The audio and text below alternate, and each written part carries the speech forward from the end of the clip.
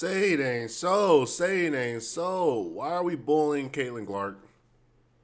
So as you can see up above, Caitlin Clark was maliciously hip checked by some unnamed woman for the Chicago Sky because I can't be bothered to remember the name because I really don't know anybody's name in WNBA besides Caitlin Clark, Angel Reese, and the tall snow lady Cameron Brinks.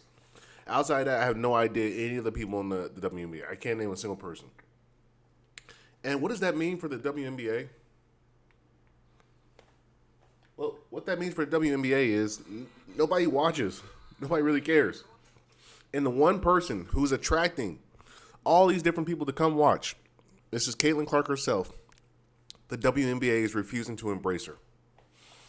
And you know what? This is a problem. This is a fucking major problem because it's not just a problem for the WNBA because the WNBA itself is a conundrum. Because once again, women's basketball or women's professional basketball is not profitable. It's not a profitable endeavor. So there is no financial incentive to have a women's basketball league professionally. There's no financial incentive. So we can already acknowledge that. So clearly we have the WNBA as almost like a moral token of here. We want to see the women be able to do their craft at the highest level because it's only fair to women to allow them to be able to perform if they have the ability to be able to perform. Basically, the NBA has done a token gesture of, hey, look, we're going to help you guys out with your league because even though nobody wants to watch it, just on a morality thing, we have enough money to share in our pot to help keep your league funded. And you know what's funny about this true conundrum? That the one woman who has actually brought value to the WNBA, because apparently I didn't know that they were writing like Southwest, they were writing Economic. I didn't know they just got private jets this year. I was not aware that they finally started to get like charter flights. This was news to me.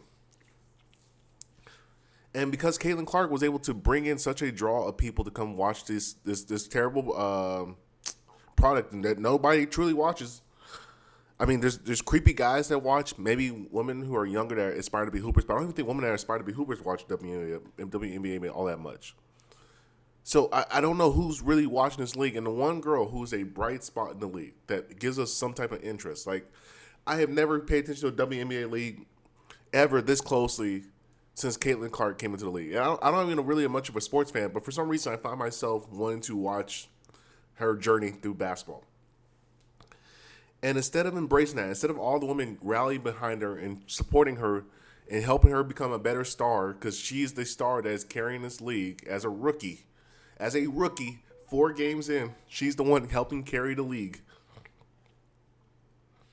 Instead of being a helpful league partner, because what the people need to understand the WNBA is, all you guys share in the revenue. You guys are all partners in business. Even though you guys are employees, you guys are all partners in businesses. So what's good for one player is good for all you guys because you all benefit from it. So if Caitlin Clark is good for the league, that means it's good for that girl who pushed her and hip checked her for no reason. So what's going to end up happening, and this is my prediction for the WNBA, this is what's going to end up happening. Caitlin Clark's going to leave. She's going to fucking leave. She's going to say this is an hostile work environment. She might even sue. She might talk to HR and be like, what the fuck? Why did I get hip checked? Why did she not get a tech? Why was there no officiating? Why am I just getting hit in the league for no reason? Why am I just getting checked? And you hear some dumb people talking about, well, she was talking trash, and if you're talking trash, you got to deal with the consequences. What? How about you just talk trash back to her and beat her on the court? She's talking trash while playing. And you know what you do? You go out your way on a play that did not need to happen. You go hip check her for no reason. What if she got hurt? What if she has a bruised hip and she can't play for the rest of the year? Does that girl get like? That's what I'm saying. The WNBA, and this is what you start to realize about women's nature. Women don't even like other women. Women don't even want to see other women succeed. Here we go. We have the greatest opportunity ever presented for women to rally behind this Caitlin Clark girl, to put her in a position. And what's even crazier, I heard Matt Barnes talk about this. None of her teammates even got up to defend her or go check the other girl. It's like they're all ops. They're all ops. And if I'm Ice Cube, I'm giving Caitlyn a call back like, hey, yeah, it's the big three ain't looking that bad right now, is it? Because right now it doesn't make any sense. She might as well go be like a star on her own. Because right now, the WNBA needs Caitlin Clark more than Caitlin Clark needs the WNBA.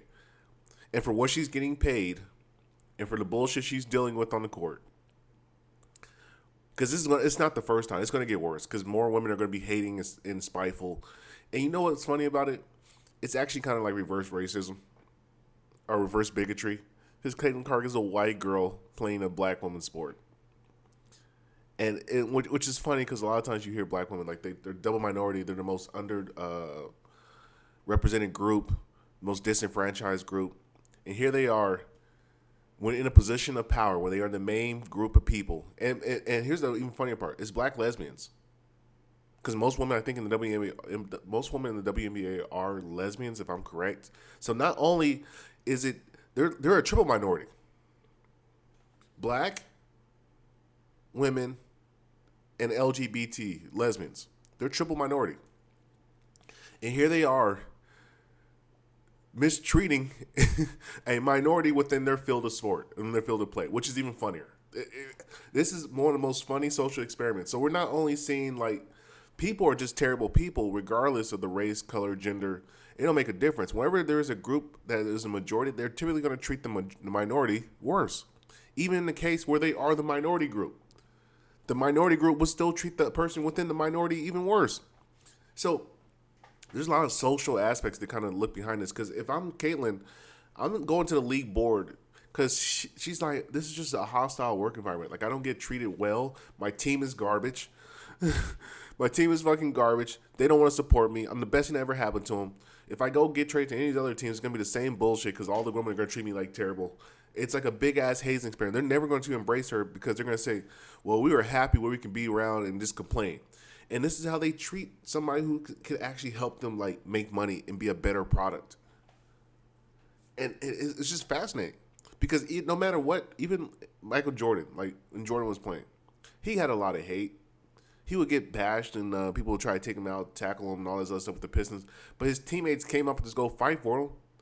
People in the league knew that Michael was good for him, even though they might have had hate and jealous and envy for Michael Jordan. They still defended him because his teammates realized, hey, this dude's good for the league. If he's good for the league, he's good for all of us.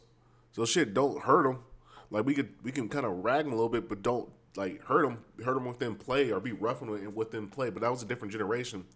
But just this idea that this girl, because once again, you gotta remember, this is like a 22-year-old woman. She's not like an older chick. And a lot of these chicks are like in their late 20s, 30s. These are old lesbians. The word is Jesse Lee Peterson. And so they're just out here treating her like shit. And it's incredible to really sit back and observe and watch this because I'm like, dude, if I'm Kayla, I'm leaving. I'm like, what the hell? I thought we're supposed to be all embracive. I thought we're supposed to, it's just pure hypocrisy. We're all supposed to embrace each other. We're all supposed to be one family. This is one group. We're all trying to fight to make our league great. And you guys are over here treating me like shit. So, yeah, pray for Caitlyn, man. Caitlyn's going through it. Don't be surprised if she quits and just takes on that big three offer. I think she wanted to play with the WNBA. Like, I think she's a decent person. And she wanted to play in the highest competitive league for her, like, women's group. And we're going to keep it a full stack. I would actually almost say women's college basketball might be a better competition format than the WNBA, simply because like there's more financial incentives in college girls basketball. That's why women's basketball players, they don't leave; they have to graduate to go to the WNBA. They don't rush to go to the WNBA. It's not like the men's college basketball where they rush to go to the NBA because like there's more financial incentives. So it's just comedy to me. Because when I look at it, it's like, dude, there's no reason for her to even stay in this league anymore. If I'm her, I'm dropping out. I'm saying middle fingers up. Fuck you. I want to go back to, I'll take that big three offer. Because at least if I'm going to be in a league, I'd rather be embraced, be celebrated, and make a lot more money than deal with this fucking bullshit where people are just pushing me in the middle league. And also, Angel Reese, sore loser, because she was out there cheering for this girl to come and hit her. And I think that was low-key. I think it was planned. I think they talked about this beforehand to go just check her, hit her for no reason. I really think it was planned. Because why are you celebrating your teammate going to go hit a girl for no reason? Why? What was the celebration? She didn't foul anybody. She didn't do anything hard. It wasn't It wasn't a revenge foul or revenge check. Like, hey, don't. No, it was just a jealousy, spiteful thing. And then she did that weak ass thing in the interview. I ain't answering no Caitlin Clark questions. I ain't Caitlin Clark. Well, no shit, dummy. We know you're not Caitlin Clark, but we still want to know why the hell did you push her? What was that? What was that about? Well, she was talking bad on the court. Okay, so like the whole thing's a mess. Because first of all, referee should have fucking teed her out, got her out the game, fined her. But hey, this is WNBA, man. You get what you pay for, which is basically a net negative loss.